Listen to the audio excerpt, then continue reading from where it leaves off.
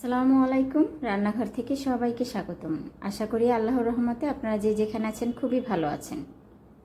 আজকে আমি মাছ রান্না করব ঢেঁড়স দিয়ে আর টমেটো দিয়ে ভুনা ভুনা করব, তো সেটা আপনাদের সাথে শেয়ার করব। এই মাছটা আসলে মাছটার নামটা আমি জানি না সঠিক কী মাছ, কারণ হচ্ছে এই মাছটা আমার বাবা পাঠিয়েছে, আসলে জিজ্ঞেস করা হয়নি মাছটার নামটা কি। যদি কেউ জেনে থাকেন অবশ্যই একটা কমেন্ট করে জানাবেন মাছটার নামটা কি হতে পারে।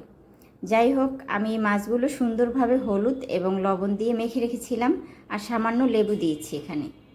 তারপরে মাছগুলো এখন একটা প্যানে পরিমাণ মতো তেল দিয়েছি, তেল দিয়ে আমি ভাজবো আর কি মাছগুলো।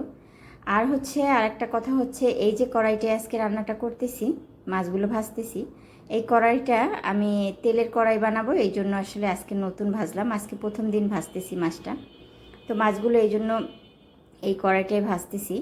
তো এখন আমি একটা প্যান দিয়েছি, পরিমাণ মতো সেখানে তেল দিয়েছি আর পেঁয়াজ কুচি এবং টমেটো কুচি এগুলো দিয়ে আমি একটু ভালোভাবে কষিয়ে নেব যখন সফট হয়ে আসবে।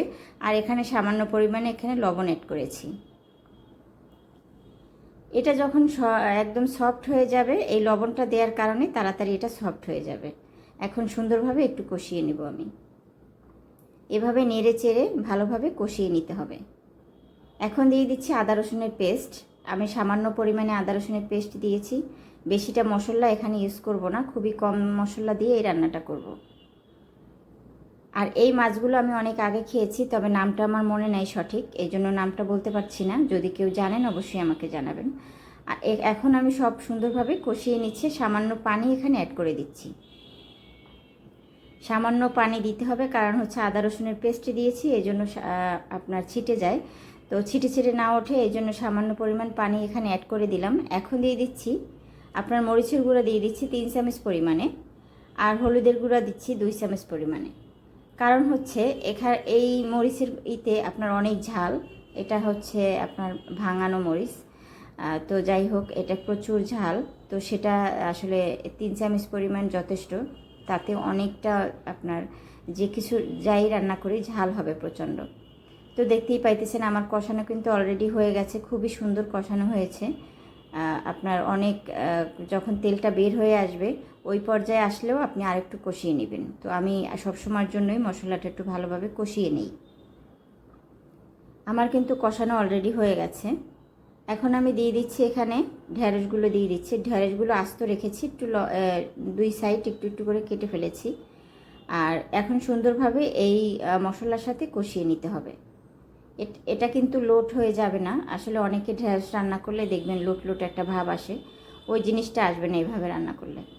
তো আমার কষানো কিন্তু অলরেডি হয়ে গেছে, এখন আমি সামান্য এখানে পানি অ্যাড করে দিচ্ছি। ঢেঁড়সটা সিদ্ধ হইতে যতটা পানি প্রয়োজন ততটাই দিয়েছি। আর যে মাছগুলো ভেজেছিলাম ওই মাছগুলো এখানে অ্যাড করে দিচ্ছি। সব মাছগুলো এখানে আমি দিয়ে দিব, একটা মাছও ভাঙবে না। এভাবে ঢেঁড়স দিয়ে আমি এটা ভাজা ভাজা করে ফেলবো। তো এই যে এখন সব একটু নাড়াচাড়া করে, এখনও আমি টমেটোগুলো কেটে রেখেছিলাম ওইগুলো এখন উপরে সুন্দরভাবে দিয়ে দেব। আসলে এই মাছটা হচ্ছে সাগরের মাছ, এই মাছটা আমি আরও খেয়েছি, আমার কাছে ভালোই লাগে। তো টমেটো আর ভাবলাম কয়েকটা ঢেঁড়স এখানে দিয়ে দিই, ঢেঁড়স দিলে সেটাও ভালো লাগবে, তো এই জন্য ঢেঁড়স দিয়ে দিয়েছি কয়েকটা ঢেঁড়স এর উপরে। তো মাছটা রান্না কিন্তু প্রায় হয়ে গেছে, দেখতেই পাইতেছেন ঝোলটা একদম ঘন হয়ে আসছে, প্রায় হয়ে গেছে আমার রান্নাটা। তো রান্নাটা যদি আপনাদের কাছে ভালো লাগে অবশ্যই জানাবেন, একটা লাইক বা একটা কমেন্ট করবেন। আল্লাহ হাফেজ, আপনারা সবাই ভালো থাকবেন।